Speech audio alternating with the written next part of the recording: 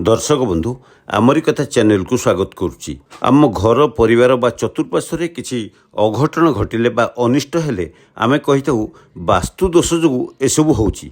प्रकृत में यही उक्तिर यथार्थता केते?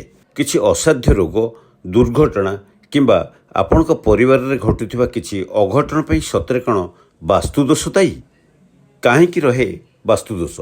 एमती किसी अनिष्ट घटी घटना को नहीं आप जो जीवे तेरे डाक्तर कहती यह रोग, ज्योतिष कहती यह वास्तुदोष, गुणिया कहे यह तंत्र। क्या आप ग्रहण करेंगे? प्रकृत में वास्तुदोष बोली कौन किसी अच्छी? वास्तुदोष जो किसी क्षति बा अनिष्ट हुई कि नहीं से तो अलग कथा, ताहा एक तर्कर विषय।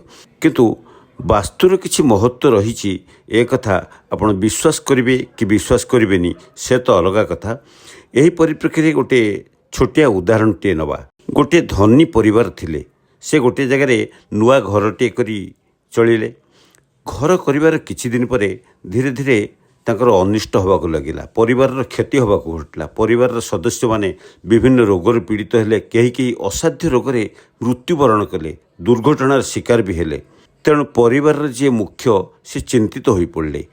यार प्रतिकार पई से विभिन्न जगह को दौड़ले, तांत्रिक को डाकी तंत्र पूजा कले, ज्योतिष को डाकिले, अन्य मान को डाकिले। तेबे जड़े ज्योतिष आसी पूजा पाठ कले एवं तांको घर अगणार गोटे निर्दिष्ट स्थान को खोलिबा पई कहिले। किछि फुट खोलिबा परे देखागला जे गोटे नरकंकाल, खपुरी एवं हाड़ ए सबू मिलिला।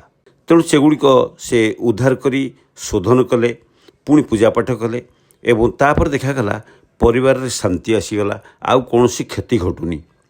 या माने कौन सेटा केवल से वास्तुदोष जो बा से कंकाल थिबा जो होउथिला से कथा मते एते सहजरे कहि होबनी कि अस्वीकार मते करि होबनी। आउ गोटे उदाहरण नबा। गोटे उपांत अंचल रे गोटे परिवार रे किछि सदस्य रोग रे पीड़ित हेले, बहुत असाध्य रोग।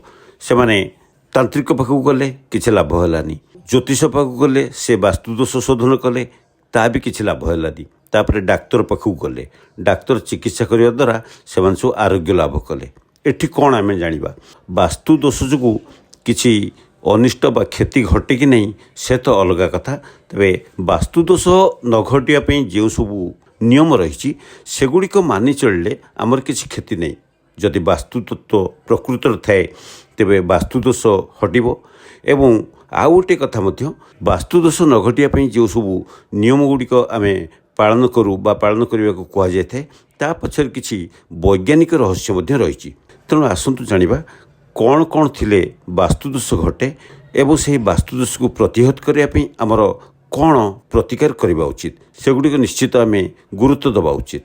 मन रखु आपणकर घर सामने बा द्वारबंध सामने खंब किंबा गछ बा थुंटा गछ रहिले घर पर क्षतिकारक।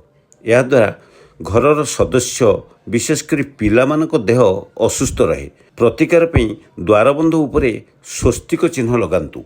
आ गोटे कथा मन रखु, आपणकर मेन गेट सामने जदि बड़ खाल थाए तेबे परिवार सदस्य माने मानसिक रोगग्रस्त होइथांती, विषाद लगी रहे। एथिरु बर्तिबाकु हेले खाल गुड़िक पोती दियंतु, समान कर दियंतु। मेन गेट आगरे बा मुख्य द्वार आगरे घरर मंदिर बा पूजास्थल थिले घर को देवादेवींकर शुभ दृष्टि पड़े नहीं।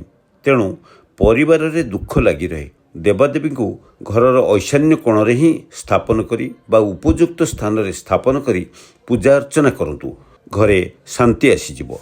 आ गोटे कथा मन रखंतु, घर को लागिकी कौनसी गछ रखंतु नहीं जहाँकि घर को ढांकी करी बा आवरण करी रखुथिबो बा तार छाई सबुबले घर ऊपर पड़ुथिबो। घरर मुख्य द्वार सामने मैला पानी बा ड्रेन पानी जमा हेबा बा प्रवाहित हेबा द्वारा परिवार सदस्य रोगग्रस्त होइथांती। तेणु एही जल प्रवाह को बंद करंतु एवं स्थानटी जेते संभव सुखिला रखंतु। मुख्य द्वार आगरे अलिया आवर्जना किंबा गोबर इत्यादि जमा होइतिले परिवार सदस्यों पई क्षति पहुँचे थाए। तेणु घर सामना पाख सबुबले परिष्कार रखंतु, वास्तुदोष रहिबो नहीं। घर आगरे कौनसी थुंटा गछ, मन रखंतु थुंटा गछ किंबा कंटा गछ रखंतु नहीं। କଣ୍ଟା ଗଛ ଥିଲେ ସେସବୁକୁ କାଟି ସଫା କରିଦିଅନ୍ତୁ। ସାମ୍ନା ପଟେ ଲଙ୍କା ଗଛ ମଧ୍ୟ ଲଗାନ୍ତୁ ନାହିଁ।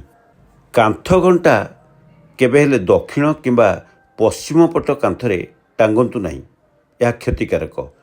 ଭାଙ୍ଗି ଯାଇଥିବା ଘଣ୍ଟା କିମ୍ବା କୌଣସି ଯାନ୍ତ୍ରିକ ପଦାର୍ଥ ଘରେ ରଖିଲେ ଏହାର ନକାରାତ୍ମକ ପ୍ରଭାବ ପଡ଼ିଥାଏ। ତେଣୁ ଘରେ ଭଙ୍ଗା ଜିନିଷ ରଖନ୍ତୁ ନାହିଁ। ଘରକୁ ସଂଯୋଗ ହୋଇଥିବା ପାଣି ଟ୍ୟାପ୍ ବା ପାଇପ୍ରୁ ଯଦି ସବୁବେଳେ ପାଣି ପଡ଼ୁଛି କିମ୍ବା ଟପ୍ ଟପ୍ ହୋଇ ଅବିରତ ପାଣି ପଡ଼ୁଛି, ଏହାକୁ ତୁରନ୍ତ ମରାମତି କରନ୍ତୁ। ଆପଣମାନେ ଦେଖିଥିବେ କୌଣସି ଟ୍ୟାପ୍ ଖରାପ ହେଲେ ସେଥିରୁ ଟପ୍ ଟପ୍ ଟପ୍ ସବୁବେଳେ ପାଣି ପଡ଼ୁଥିବ। ଏଇଟା ଭଲ ନୁହେଁ, ବହୁତ କ୍ଷତିକାରକ।